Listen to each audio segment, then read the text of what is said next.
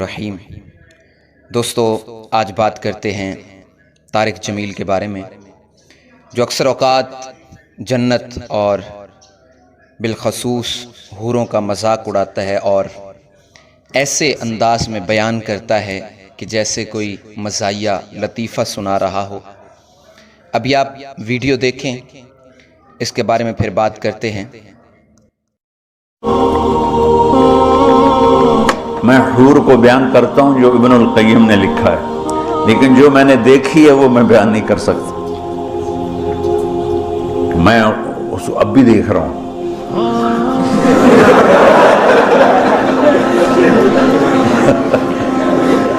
ابھی آپ نے سنا اور دیکھا یہ کیسے حور کا بیان کرتے ہوئے کہہ رہا ہے کہ میں نے جنتی حوروں کو دیکھا ہے، اللہ نے مجھے دکھایا اور میرے پاس الفاظ نہیں ہیں، اور حد تو یہ ہے کہتا ہے میں ابھی بھی دیکھ رہا ہوں، کیونکہ اس کے سامنے لڑکیاں بیٹھی ہیں اور یہ کہہ رہا ہے کہ میں ابھی بھی حور کو دیکھ رہا ہوں، اور پھر لوگ ہنس رہے ہیں جیسے اس نے کوئی لطیفہ سنایا ہو۔ تو یہ انداز ایسا اپنانا نہیں چاہیے۔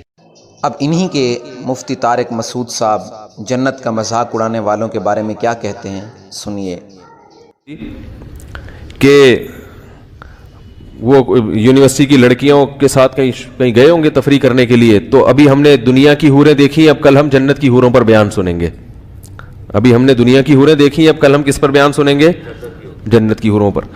ٹھیک ہے، اس طرح کی پوسٹ چلانے والے کا مقصد کوئی جنت کا مذاق اڑانا نہیں ہوگا، لیکن حقیقت ایسی چیزوں سے جنت کی اہمیت کم ہو جاتی ہے، ایک مذاق بن جاتی ہے کہ اچھا چلو یہ بھی ایک حور ہیں تو وہ بھی ایک حور ہیں۔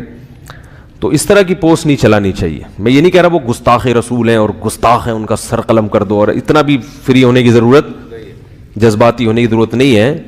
بعض دفعہ انسان کی توجہ نہیں ہوتی، وہ ایک چیز مزاح میں کر دیتا ہے، لیکن میں نہیں کہہ رہا کہ وہ یہودی ایجنٹ ہے، پری پلان یہ کام کیا ہے۔ یہ لونڈے لپاڑے جو آج کل مارکیٹ میں آ رہے ہیں سب کچھ چلا دیتے ہیں، لیکن حقیقت کیا ہے کہ اس طرح کی جو چیزیں ہیں وہ جنت کا کسی بھی طرح سے مذاق نہ اڑایا جائے۔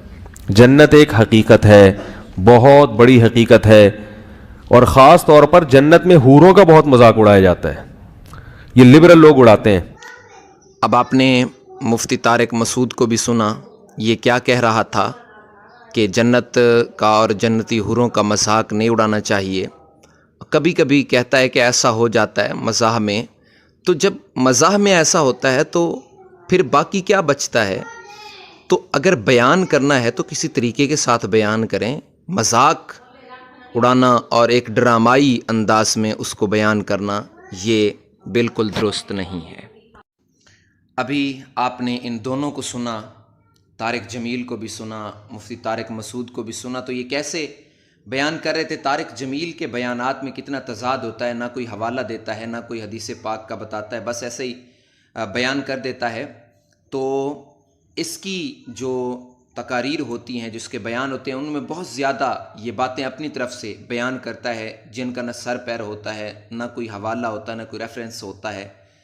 اب آئیے آپ کو ایک بیان ترجمان حقیقت عالمی مبلغ اسلام پیرزادہ رضا حاکم مصطفی صاحب کا جنت کے بارے میں سناتے ہیں۔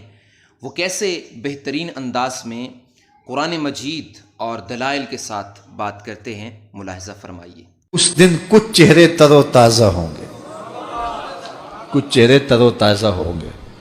اللہ اکبر۔ لسعیھا راضیہ، جو بھی انہوں نے زندگی میں محنت کی، کوشش کی، اللہ اس کا اتنا صلہ دے گا کہ یہ راضی ہو جائیں گے۔ ان کے صلے میں اتنا عطا کیا جائے گا کہ وہ راضی ہوں گے کہ ہمارے رب نے ہمارا مول ڈال دیا نا۔ لسعیھا راضیہ، وہ اپنی سعی پر، اپنی کوشش پر راضی ہوں گے۔ فی جنت عالیہ، انہیں اونچی جنتوں میں بسایا جائے گا۔ اونچی جنتوں میں 100 جنتیں ہیں، اللہ کی جنت ایک نہیں ہے، اللہ کی جنتیں بھی کئی ہیں۔ اللہ اکبر۔ فی جنت عالیہ، اللہ انہیں اونچی جنتوں میں جو ہے وہ بٹھائے گا۔ لا تسمع فیہا لاغیہ، اس میں کوئی لغو بات نہیں سننے کو ملے گی۔ فیہا عین جاریہ، اس میں جاری چشمے ہوں گے، 4 چشمے ہوں گے جنت میں۔ یہ آج کل چشموں کے کنارے یا دریاؤں اور نہروں کے کنارے آبادیاں بن رہی ہیں نا، کہ مختلف نہروں کے کنارے کا ویو ہوتا ہے تو بندہ خوش ہوتا ہے کہ چلتی نہر کا منظر ہے، یہ گدلا میلا کو چیلا پانی، پھر بھی انسان چلتے ہوئے پانی سے لطف لیتا ہے۔ لیکن جنت کے جو چشمے ہوں گے وہ 4 چشمے قرآن نے بتائے، اور چاروں کا پانی کیسا ہوگا؟ ایک چشمہ خالص دودھ کا ہوگا، ایک چشمہ خالص شہد کا ہوگا، ایک چشمہ خالص شراب کا ہوگا، اور ایک چشمہ خالص پانی کا ہوگا۔ یہ 4 چشموں کی نہریں ہوں گی جنت میں، جو پوری جنت میں جو ہے وہ گھوم رہی ہوں گی، اور ان چاروں چشموں کے کنارے پھر جنتی آباد ہوں گے۔ بلکہ حضور نے فرمایا کہ جانور بھی ہوں گے جو ان چشموں کے اندر نہا رہے ہوں گے، اور فرمایا بختی اونٹوں کی گردنوں کے برابر اتنے اتنے قد کے جانور ہوں گے۔ تو حضرت عمر نے کہا کہ حضور پھر تو مزہ آ جائے گا، دودھ کی نہر میں بختی اونٹ کی گردن کے برابر جانور کلکاریاں مارتے ہوں گے، تو ان کو دیکھنے کا پھر سرور تو اپنا ہی ہوگا نا۔ تو کہا حضور پھر تو مزہ آ جائے گا۔ کہا عمر صرف دیکھنے کا مزہ نہیں، وہ کھانے کے لیے بھی ملیں گے، وہ بھون کے کباب بن کے تمہارے سامنے بھی ہوں گے، پھر بھی مزہ آئے گا۔ تو کیا لطف ہوگا جنت کا، یہ میرا رب بیان کر رہا ہے۔ فیہا سرر مرفوعہ، اس میں بچھے ہوئے بستر ہوں گے، لگے ہوئے پلنگ ہوں گے، اونچے پلنگ، مرفوعہ رفت والے، وَأَكْوَابٌ مَوْضُوعَةٌ، اور رکھے ہوئے کوب، رکھے ہوئے گھڑے اور رکھے ہوئے سلیقے سے سجائے ہوئے برتن ہوں گے، وَنَمَارِقُ مَصْفُوفَةٌ، اور بچھے ہوئے قالین ہوں گے، وَزَرَابِيُّ مَبْسُوسَةٌ، اور پھیلی ہوئی چاندنیاں ہوں گی، چاندنیاں پھیلی ہوئی ہوں گی، قالین بچھے ہوئے ہوں گے، اور کوزے رکھے ہوئے ہوں گے، اونچے پلنگ لگے ہوئے ہوں گے۔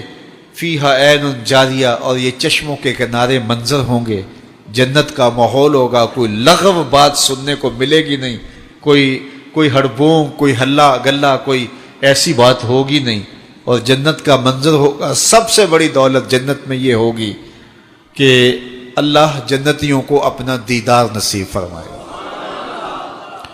اچھا، ایک روایت میں آتا ہے اللہ جنتیوں کو بلائے گا، اور بلائے گا اَرَضِیتُم، جنتیوں کیا تم راضی ہو گئے ہو؟ تو جنتی آگے سے کہیں گے ما لنا اللہ نرضا، مالک ہمیں کیا ہوا کہ ہم راضی نہ ہوں، ہمیں وہ ملا جو ہمارے تصور میں بھی نہیں تھا۔ جنت وہ ہے کہ جو کسی آنکھ نے دیکھی نہیں، جو کسی کان نے سنی نہیں، اور کسی دماغ نے اس کا تصور نہیں کیا۔ آپ کوئی بھی تصور کر لیں، ایسی ہوگی ایسی ہوگی ایسی ہوگی، آپ اپنی ذہنی صلاحیتوں کو مہمیز لگائیں، اور بڑے سے بڑا جو دنیا کے نظارے دیکھ چکا ہے، وہ سارے نظاروں کو جمع کر کے کوئی منظر خود ساختہ بنائے، لیکن جنت اس سے بھی اچھی ہوگی۔ تو جب جنتی جنت میں جائیں گے تو ان کا تصور تک نہیں ہوگا جو انہیں وہاں ملے گا۔ تو وہ کہیں گے، اللہ فرمائے گا راضی ہو؟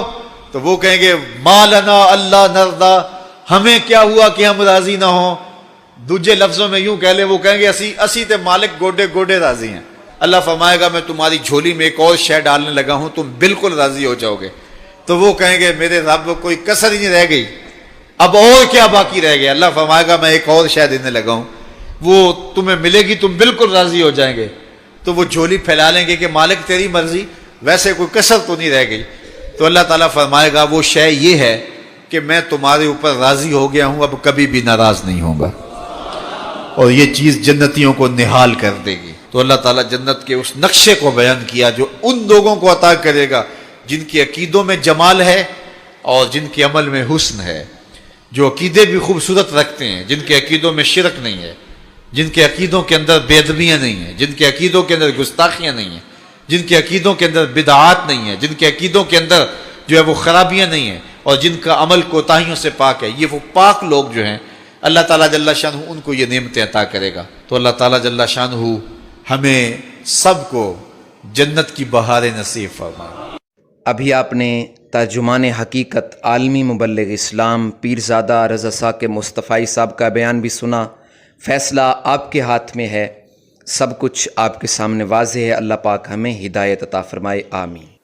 ہمارے چینل کو ضرور سبسکرائب کریں اور بیل آئیکن کو دبا دیں تاکہ نئی ویڈیوز کے نوٹیفیکیشن آپ کو ملتے رہیں۔